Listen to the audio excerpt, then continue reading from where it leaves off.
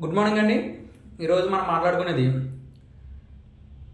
కడపలో మహానాడు పెడుతున్నారు. 26, 27 తారీఖునేమో తీర్మానాలు తీసుకుంటారంట. 28 తారీఖున భారీ బహిరంగ సభ.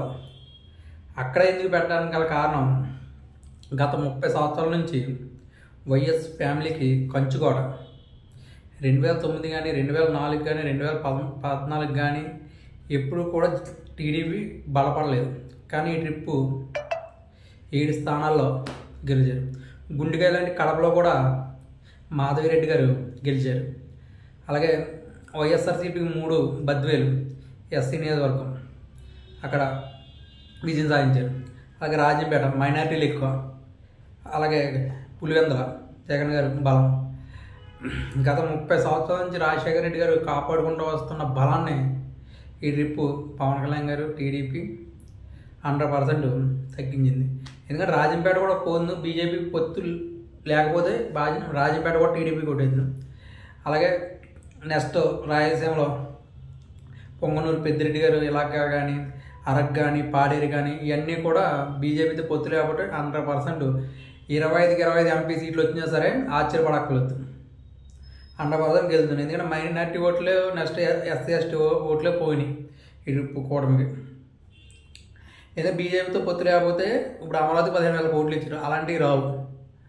నెక్స్ట్ అమరావతి డెవలప్మెంట్కి వాళ్ళు సహాయం చేస్తున్నారు, పోలవరానికి డబ్బులు ఇస్తున్నారు.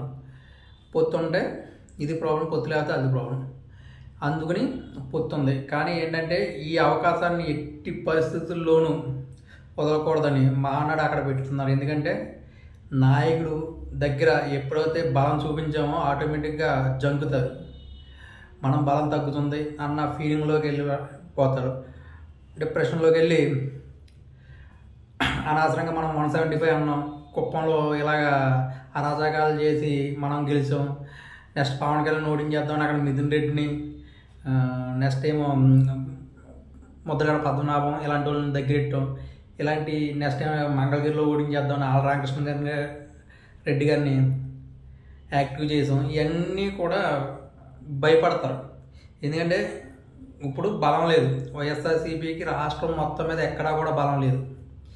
ఈ పరంగా మళ్ళీ ఎలక్షన్ వస్తే మాత్రం 11 కన్నా తక్కువ వస్తాయి, కానీ ఎక్కువ తిరగవు 100%. ఎందుకంటే వాళ్ళు నమ్మి పరిస్థితి లేదు. ఎందుకంటే ఒక నియంత, ఒక ఔరంగజేబ్ పరిపాలన ఎలా ఉందో అలా ఉంది అన్నది జనాలు అనుకుంటున్నారు. ఎందుకంటే 3 రాజధానులు కానీ, ఈయన సొంతంగా నిర్ణయాలు కానీ, పరదాలు కట్టుకుని వెళ్ళడం కానీ, బిల్డింగ్ చుట్టూరు ఐరన్ ఫినిషింగ్ పెట్టడం కానీ, ఇవన్నీ కూడా నచ్చక జనాలు ఆయన ఓడించారు. నెక్స్ట్ ఉగాదికి వచ్చి ఆయన పంచాంగశ్రవణంలో పాల్గొనలేదు.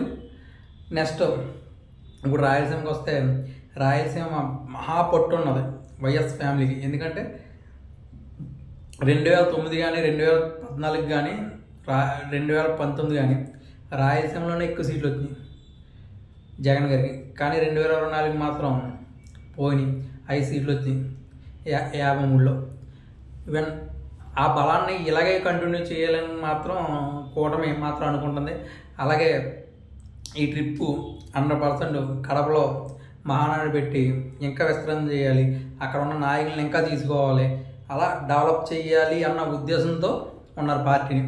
అలాగే జనసేనను కూడా కేడర్ లీడర్షిప్ పెంచుకోవాలని వాళ్ళు చూస్తున్నారు. ఎందుకంటే అవకాశం వచ్చింది. ఇప్పుడు బాహుబలి సినిమాలో నాయకుని ఎప్పుడైతే కొట్టారో ఆటోమేటిక్గా అందరూ చెల్లాచెదరైపోతారు. అదే ఇప్పుడు చంద్రబాబు నాయుడు గారు వేస్తున్న ప్లాన్ 100% ఈ సక్సెస్ అవుతారని అనుకున్నాను.